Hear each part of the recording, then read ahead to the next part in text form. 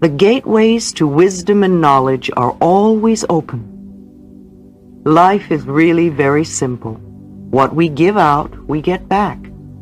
What we think about ourselves becomes the truth for us. I believe that everyone, myself included, is responsible for everything in our lives, the best and the worst. Every thought we think is creating our future. Each one of us creates our experiences by our thoughts and our feelings. The thoughts we think and the words we speak create our experiences. We create the situations, and then we give our power away by blaming the other person for our frustration. No person, no place, and no thing has any power over us, for we are the only thinkers in our mind. When we create peace and harmony and balance in our minds, we will find it in our lives. Which of these statements sound like you? People are out to get me, or everyone is always helpful. Each one of these beliefs will create quite different experiences. What we believe about ourselves and about life becomes true for us. The universe totally supports us in every thought we choose to think and believe. Put another way, our subconscious mind accepts whatever we choose to believe. What I believe about myself and about life becomes true for me.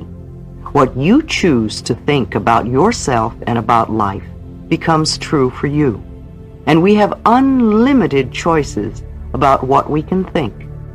When we know this, then it makes sense to choose everyone is always helpful rather than people are out to get me.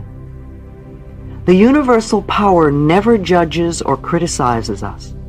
It only accepts us at our own value. Then it reflects our beliefs in our lives. If I want to believe that life is lonely and that nobody loves me, then that is what I will find in my world. However, if I am willing to release that belief and to affirm for myself that love is everywhere and I am loving and lovable, and to hold on to that new affirmation and to repeat it often, then it will become true for me. Now loving people will come into my life. The people already in my life will be more loving to me, and I will find myself easily expressing love to others. Most of us have foolish ideas about who we are and many, many rigid rules about how life should be lived. This is not to condemn us, for each of us is doing the very best we can at this very moment. If we knew better, if we had more understanding and awareness, then we would do it differently. Please don't put yourself down for being where you are. The very fact that you have found this tape and have discovered me means that you are ready to make a new and positive change in your life. Acknowledge this for yourself. Men don't cry. Women can't handle money. What limiting ideas to live with. When we are very little, we learn how to feel about ourselves and about life by the reactions of the adults around us. It is the way we learn what to think about ourselves and about our world. Now, if you lived with people who were very unhappy or frightened or guilty or angry, then you learned a lot of negative things about yourself and about your world. I never do anything right. It's all my fault. If I get angry, I'm a bad person. Beliefs like this create a frustrating life. When we grow up, we have a tendency to recreate the emotional environment of our early home life. This is not good or bad, right or wrong. It is just what we know inside as home. We also tend to recreate in our personal relationships the relationships we had with our mothers or with our fathers, or that they had between them. How often have you had a lover or a boss who was just like your mother or father? We also treat ourselves the way our parents treated us. We scold and punish ourselves in the same way. You can almost hear the words when you listen. We also love and encourage ourselves in the same way, if we were loved and encouraged as children. You never do anything right. It's all your fault. How often have you said this to yourself? You are wonderful. I love you. How often do you tell yourself this? However, I would not blame our parents. We are all victims of victims, and they could not possibly have taught us anything they did not know. If your mother did not know how to love herself, or your father did not know how to love himself, then it would be impossible for them to teach you to love yourself. They were doing the best they could with what they had been taught as children. If you want to understand your parents more, get them to talk about their own childhood. And if you listen with compassion, you will learn where their fears and rigid patterns came from. Those people who did all that stuff to you were just as frightened and scared as you are. I believe we choose our parents. Each one of us decides to incarnate upon this planet at particular points in time and space. We have chosen to come here to learn a particular lesson that will advance us upon our spiritual, evolutionary pathway. We choose our sex, our color, our country, and then we look around for the particular set of parents who will mirror the pattern we are bringing in to work on in this lifetime. Then when we grow up, we usually point our fingers accusingly at our parents and whimper, "You did it to me." But really, we chose them because they were perfect for what we wanted to work on overcoming. We learn our belief systems as very little children, and then we move through life creating experiences to match our beliefs. Look back in your own life and notice how often you have gone through the same experience. Well, I believe you created those experiences over and over because they mirrored something you believed about yourself. It doesn't really matter how long we've had a problem or how big it is or how life-threatening it is. The point of power is always in the present moment. All the events you have experienced in your lifetime up to this moment have been created by thoughts and beliefs you have held in the past. They were created by the thoughts and words you used yesterday, last week, last month, last year, 10, 20, 30, 40 or more years ago, depending on how old you are. However, that is your past. It is over and done with. What is important in this moment is what you are choosing to think and believe and say right now. These thoughts and words will create your future. Your point of power is in this present moment, forming the experiences of tomorrow, next week, next month, next year, etc. You might notice what thoughts you are thinking at this moment. Is it negative or positive? Do you want this thought to be creating your future? Just notice and be aware. The only thing we're ever dealing with is a thought, and a thought can be changed. No matter what the problem is, our experiences are just outer effects of inner thoughts. Even self-hatred is only hating a thought you have about yourself. You have a thought that says, "I'm a bad person," and this thought produces a feeling, and you buy into the feeling.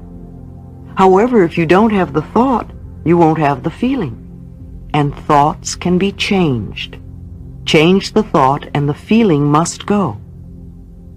This is only to show us where we get many of our beliefs. But let us not use this information as an excuse to stay stuck in our pain. The past has no power over us.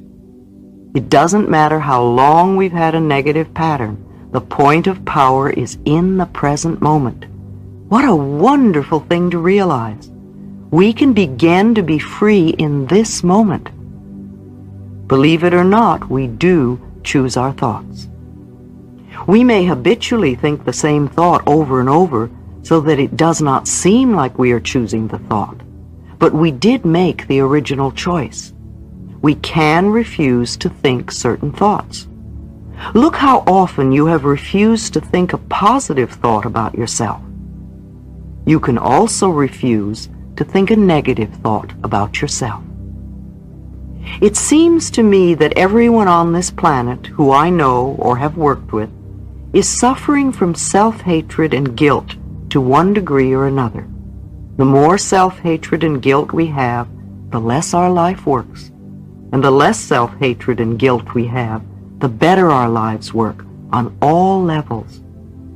The innermost belief for everyone I have worked with is always, I'm not good enough. And we often add to that, and I don't do enough, or I don't deserve. Does this sound like you, often saying or implying or feeling that you are not good enough? But for whom? And according to whose standards? If this belief is very strong in you, then how can you possibly have created a loving, joyous, prosperous, healthy life? Somehow your main subconscious belief would always be contradicting it. Somehow you would never quite get it together, for something would always be going wrong somewhere. I find that resentment, criticism, guilt, and fear cause more problems than anything else. These four things cause the major problems in our bodies and in our lives. These feelings come from blaming others and not taking responsibility for our own experiences. You see, if we are all responsible for everything in our lives, then there is no one to blame. Whatever is happening out there is only a mirror of our own inner thinking. I'm not condoning other people's poor behavior, but it is our beliefs that attract people who will treat us that way. If you find yourself saying, everyone always does such and such to me, criticizes me, is never there for me, uses me like a doormat, abuses me, then this is your pattern. There is some thought in you that attracts people who exhibit this behavior. When you no longer think that way, they will go elsewhere. You will no longer attract them. On the physical level, resentment long held can eat away at the body and become the disease we call cancer. Criticism, as a permanent habit, can often lead to arthritis in the body. Guilt always looks for punishment, and punishment creates pain. Fear and the tension it produces can create things like baldness, ulcers, and even sore feet. I have found that forgiving and releasing resentment will dissolve even cancer. While this may sound simplistic, I have seen and experienced it working. We can change our attitude toward the past. The past is over and done. We cannot change that now. Yet we can change our thoughts about the past. How foolish for us to punish ourselves in the present moment because someone hurt us in the long ago past.